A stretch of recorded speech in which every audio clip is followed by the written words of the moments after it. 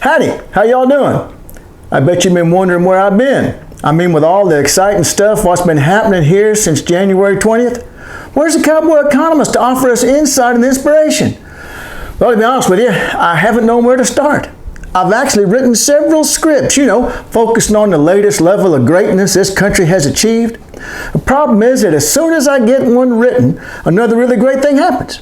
And then I get to thinking, well, what's the point of doing the script I wrote yesterday when we reached a brand new level of greatness today? It's just been too much to keep up with, so I done give up. What I'm going to do is I'm going to go back to what I was going to talk about back during the opening days of this administration. I'm just going to start from there. Doge, the Department of Government Efficiency. What a brilliant idea, and the acronym just rolls off your tongue. Doge. Not the least bit awkward. I'm going to do it again. Doge. But regardless of how you say it, ain't no one against efficiency, right?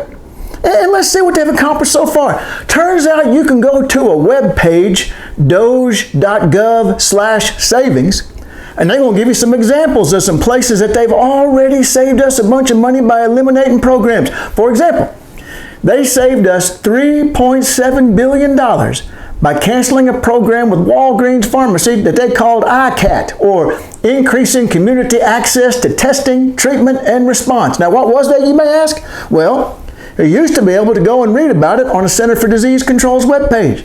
But now, if you go to where it used to be, it says site under maintenance. I don't know what that's about. However, there's some folks that made up a webpage called restoredcdc.org. It's got all the old pages that are disappearing right now. So you can go find it there. And I did. I'm going to quote here. The ICAP program provides access to no-cost COVID-19 testing in the U.S. communities to people that are uninsured, and no-cost COVID-19 vaccines to people that are underinsured and uninsured. The program also supports surge testing in state and local jurisdictions. These surge sites provide expanded community testing in response to a sudden increase in COVID-19 transmission. Well, we've cut that one out. But, there's no way they could come back to bite us. That sounded like a terrible idea. By the way, they also canceled the same program with CVS Pharmacy, done saved us another $2 billion. Yeehaw! They saved us another $3.3 billion by canceling a program designed to create facilities, child care, and case management for UACs. Now, what's a UAC? Had to look it up. Unaccompanied alien children.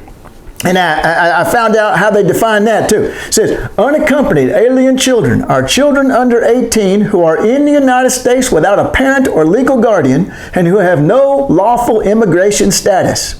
These children are often attempted to cross the U.S. border alone, fleeing violence, abuse, or poverty in their home countries, but face significant risks of exploitation, trafficking, and abuse during their journey and after arrival. Sounds to me like somebody made the wrong turn at the Rio Grande. Go home, you freeloaders. Another great service by Doge, getting rid of that. Here's one more. We'll give you one more. They canceled a $5.7 billion contract with CACI International. Now, here's what they do.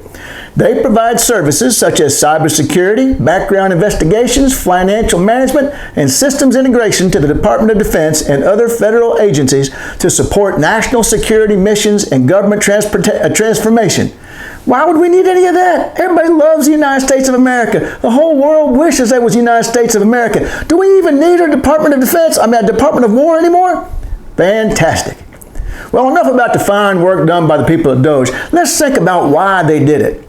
Now, a big factor was reducing government costs so that we could reduce the budget deficit. Now, I know what you're saying, but cowboy economist, the government's deficit is the private sector surplus. All those cuts I just mentioned, totaling $14.7 billion, by the way, and they figure it's $206 billion in total. Well, that's money out of the pockets of Americans. Those grants and programs would have created jobs and income right here in the good old US of A, not to mention achieve all the other goals I done mentioned already. Now, slow down there, Slick. I'm sure our leaders in Washington and South Africa are very well aware of the economic consequences of what they're doing. Don't forget the commander-in-chief was a very successful businessman. Very successful. I wouldn't lose a bit of sleep over this if I was you. In addition, if they keep doing this, they might even be able to reduce the national debt. Now, wouldn't that be something?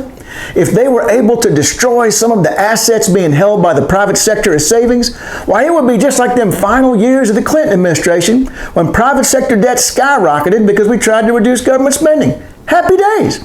And those of you who know that it's impossible for the U.S. to be forced to default on debt in dollars, shut your mouths. I got no time for your logical arguments based on evidence and reason. I'm busy worshiping America.